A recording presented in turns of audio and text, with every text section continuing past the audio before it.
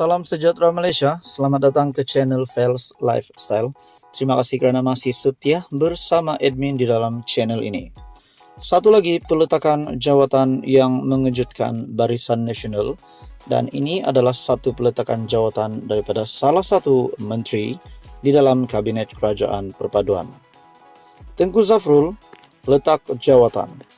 Seperti yang kita tahu, Tengku Zafrul adalah Menteri MITI di dalam Kabinet Kerajaan Perpaduan pimpinan Datuk Seri Anwar Ibrahim.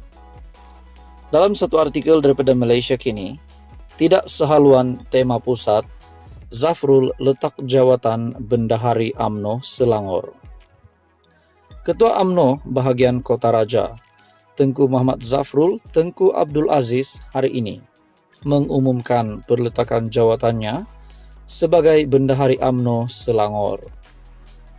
Dalam satu hantaran di Facebook, Menteri Pelaburan, Perdagangan dan Industri itu berkata, ini kerana dia melihat perancangan kebangkitan parti itu di Selangor sebagai hambar dan tidak sehaluan dengan tema di UMNO Pusat.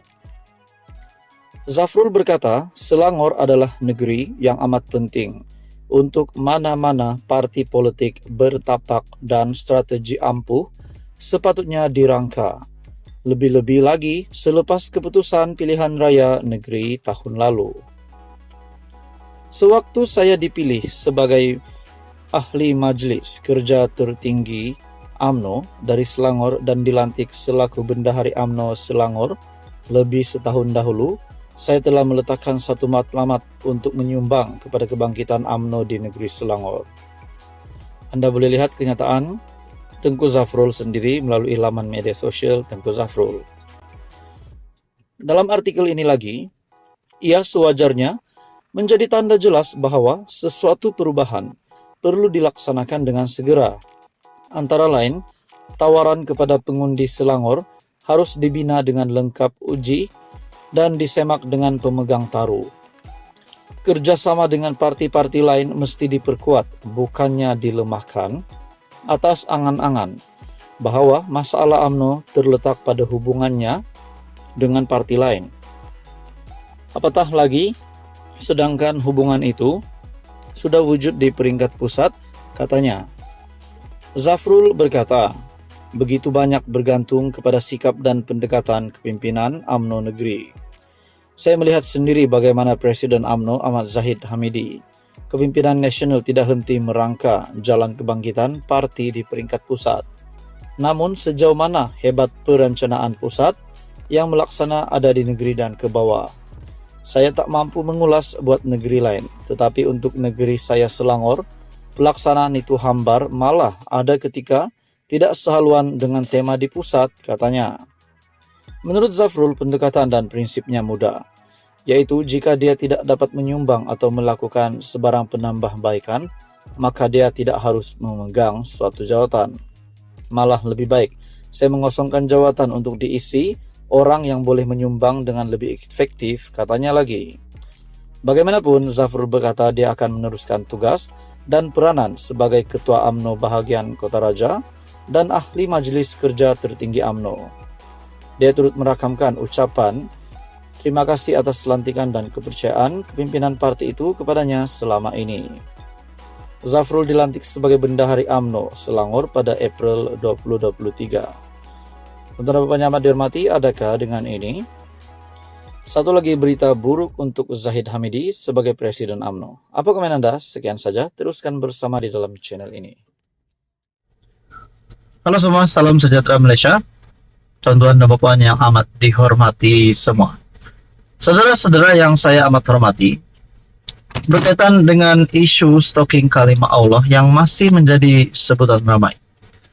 Nah, tuan-tuan dan puan, akhirnya Raja-Raja Melayu, termasuk Baginda yang di Pertuan Agong 17, yang murka berkaitan dengan perkara ini.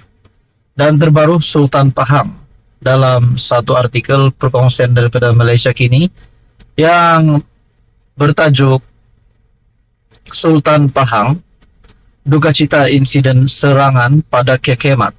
Namun saudara-saudara, persoalannya, adakah perkara ini menjadi sehingga serius sebegini sehingga ada insiden bom, sehingga ada insiden baling bom di kedai Kekemat. Adakah perkara ini bermula daripada kecaman yang melampau, bermula daripada pemboikotan yang melampau, daripada pemimpin-pemimpin politik? Itu menjadi persoalannya. Tonton dan Bapak yang amat dihormati, seperti yang kita tahu, Akmal ataupun Ketua Pemuda UMNO yang melawan sekeras-kerasnya, ataupun saya boleh kata yang mahu Kekemat diboikot.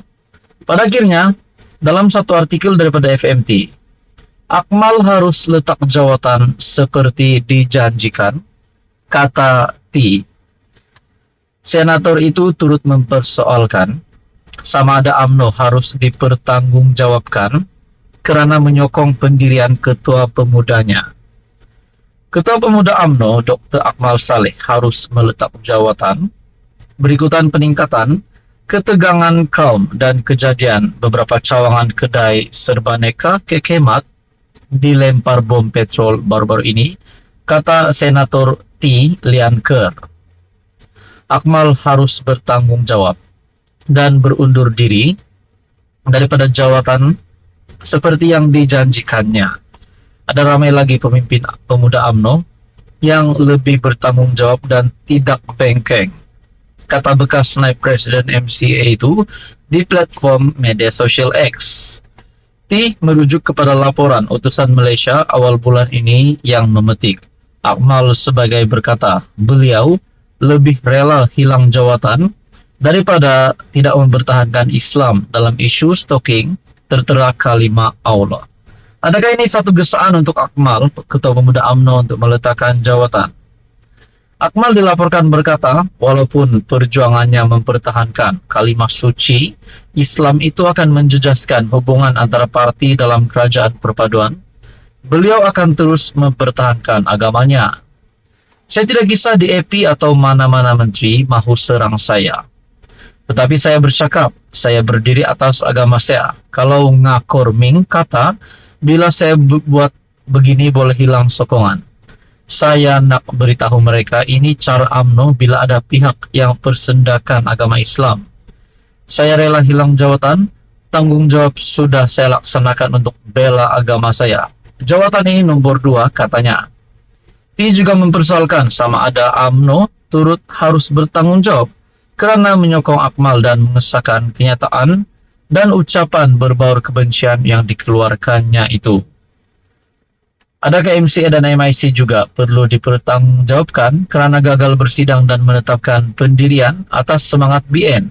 Patutkah PH atau Kerajaan Perpaduan dipersalahkan atas tindakan Akmal? Nah, saudara-saudara, adakah ini membawa kepada kesan kepada UMNO dan Kerajaan Perpaduan setelah Akmal melakukan ini? Bahkan ini adalah gesaan untuk Akmal meletakkan jawatan. Akmal harus letak jawatan seperti dijanjikan, kata T. Apa komen Anda? Tonton Bapak, teruskan bersama di dalam channel ini untuk info yang seterusnya.